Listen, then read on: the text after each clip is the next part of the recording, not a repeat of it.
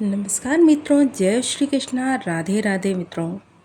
तो आज हम सुनाने जा रहे हैं निर्जला एकादशी की व्रत कथा, जिसे भीमसेनी एकादशी भी कहा जाता है।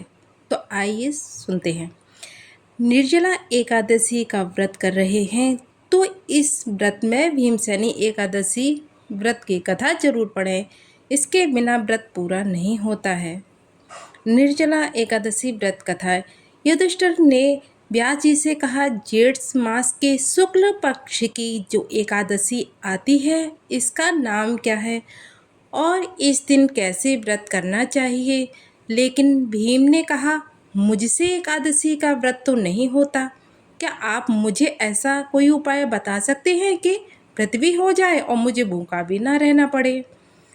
भीमसेन की बात सुनकर व्यास जी ने कहा, यदि तुम्हें स्वर्गलोक की प्राप्ति अभीष्ट है और नरक को दूषित समझते हो तो दोनों पक्षों की एकादशी को भोजन न करना। भीमसेन बोले, मैं आपके सामने सच्ची बात कहता हूँ, एक बार भोजन करके भी मुझे व्रत नहीं किया जा सकता, फिर उपवास करके तो मैं कैसे ही रह सकता हूँ। मेरे उदर में भूख नामक अग्नि सदा प्रज्वलित रहती है, जो तभी शांत होती है जब मैं अधिक से अधिक खाना खाता हूँ। इसीलिए महामुनि, मैं सिर्फ साल में केवल एक ही उपवास कर सकता हूँ, जिससे स्वर्ग की प्राप्ति दुर्लभ हो और जिसके करने से मैं कल्याण का भागी हो सकूँ। ऐसा कोई एक व्रत निश्चय करके बताइए। एक साल में जितनी एकादशी होती हैं, उन सब का फल निर्जला एकादशी के एक व्रत से मनुष्य प्राप्त कर लेता है। इस तनिक भी संदेह नहीं है। इस एकादशी पर जो निर्जल व्रत करता है वह पुण्य का भागी होता है, लेकिन जो मनुष्य एकादशी के दिन अन्न खाता है वह पाप भोजन करता है। इस लोक में वह चांडाल के समान है और मरने पर दुर्गति को प्राप्त होता है। जो जेठ से एकादशी को उपवास करके दान देंगे वे परम पद को प्राप्त होंगे। जिन्होंने एकादशी को उपवास किया है वे ब्रह्म हत्यारे, शराबी, चोर तथा गुरुद्रोही होने पर भी सब पातकों से मुक्त हो जाते हैं। पुरुषों के लिए जो विशेष दान और कर्तव्य बताए गए हैं, इस एकादशी में उनके बारे में भी आपको जानना चाहिए। इस दिन श्री हरि जो जल में शयन करते हैं, उन्हें जलमयी धेनु का दान करना चाहिए। इससे पहले उनका पूजन करें। इसके बाद पर्याप्त दक्षिणा देकर ब्राह्मणों को संतुष्ट करना चाहिए। जिन्होंने सम, दम और दान में तीनों तरह से श्री हरि की पूजा और रात्र में जागरण करते हुए इस निर्जला एकादशी का व्रत किया है, उन्होंने अपने न सिर्फ अपनी पीढ़ी को बल्कि अपने साथ बीती हुई 100 पीढ़ियों की आने वाली 100 पीढ़ियों को भगवान वासुदेव के परम धाम पहुंचा दिया है। निर्जला एकादशी के दिन अन्न, वस्त्र, गौ, जल, सैया, सुंदर आसन, कमंडल और छाता भी दान करना चाहिए। इस दिन जूता दान करना चाहिए। ऐसा कहा जाता है कि जो जूता दान करता है वो सोने के विमान पर बैठकर स्वर्गलोक में जाता है। जो इस एकादशी की महिमा को भक्तिपूर्वक सुनता है, भक्तिपूर्वक उसका वर्णन करता है, वे दोनों ही स्वर्गलोक में जाते हैं।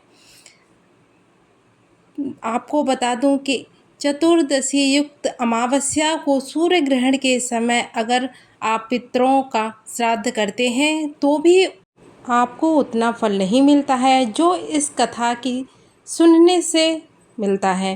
पहले इसके लिए दांत साफ करके और स्नान करके नियम बना लेना चाहिए कि मैं भगवान श्री हरि की प्रसन्नता के लिए एकादशी को निराहार रहकर आचमन करके सिवा दूसरे जल का त्याग भी करूँगा।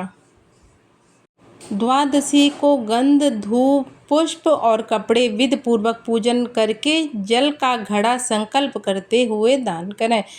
मैं उसका यथोचित रूप से पालन करूँगा। व्यास जी ने कहा, भीम, ज्येष्ठ मास में सूर्य वृष राशि पर हो या मिथुन राशि पर शुक्ल पक्ष में जो एकादशी हो, उसका यत्न पूर्वक निर्जल व्रत करें। केवल कुल्ला या आचमन करने के लिए मुख में जल डाल सकते हैं तो उसको छोड़कर और किसी प्रकार का जल मुख में न डालें।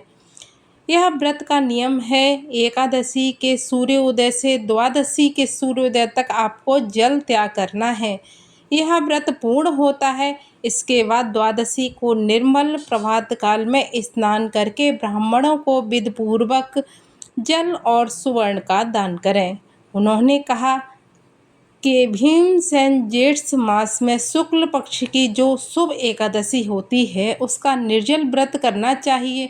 उस दिन श्रेष्ठ ब्राह्मणों को शक्कर के साथ जल के घड़े में दान करना चाहिए। ऐसा करने से मनुष्य भगवान विष्णु के समीप पहुंचता है। इसके बाद द्वादशी एकादशी व्रत का पारण करना चाहिए। इस दिन ब्राह्मण भोजन कराने के बाद स्वयं भोजन करें। जो इस प्रकार पाप नाशनी एकादशी का व्रत करता है वह सब पापों से मुक्त हो जाता है। यह सुनकर भीमसेन भी इस शुभ एकादशी का व्रत आरंभ कर दिया। तब से यह लोक में पांडव द्वादशी के नाम से विख्यात हुई। हिंदू धर्म में तुलसी पूजनीय मानी जाती है। तुलसी को माँ लक्ष्मी जी का स्वरूप माना जाता है। मान्यता है कि एकादशी के दिन सूखी तुलसी से जुड़े हुए कुछ उपाय करने से भाग्य में बरकत होती है। माँ लक्ष्मी जी की कृपा से अच्छा भाग्य चलना शुरू हो जाता है। हिंदू ग्रंथ में निर्जला एकादशी व्रत सभी एकादशी व्रत में श्रेष्ठ माना गया है। इसे भीमसेन एकादशी भी कहा जाता है। इस दिन भी गुरुवार है तो माता लक्ष्मी जी को यानी कि मतलब माता तुलसा जी को दूध जरूर अर्पित करें। इससे आपकी मनोकामना पूर्ण होगी। तो ये कथा यहाँ पे समाप्त होती है। अब आइए जानते हैं कि निर्जला एकादशी को शरबत क्यों बांटा जाता है। निर्जला एकादशी का व्रत कठिन व्रतों में से एक माना जाता है। इस व्रत में अन्न और जल का त्याग किया जाता है। यह व्रत जेठ माह में आता है और इस महीने में भीषण गर्मी पड़ती है। निर्जला एकादशी पर शरबत, शिकंजी या जूस बांटने का मुख्य उद्देश्य भीषण गर्मी में प्यासे राहगीरों की मदद करना और पुण्य प्राप्त करना होता है। हिंदू धर्म ग्रंथों के अनुसार इस एकादशी पर जल, शरबत और ठंडी वस्तुओं का दान ही सबसे उत्तम दान माना जाता है। मान्यता है कि इससे व्यक्ति के जीवन में सुख, शांति, समृद्धि आती है। भगवान विष्णु की कृपा से मनवांछित फल मिलता है। तो अगर आपको वीडियो अच्छी लगी हो तो प्लीज़ लाइक करें, चैनल को सब्सक्राइब करें और शेयर अवश्य ही करें। हर हर महादेव, हर हर महादेव, हर हर महादेव।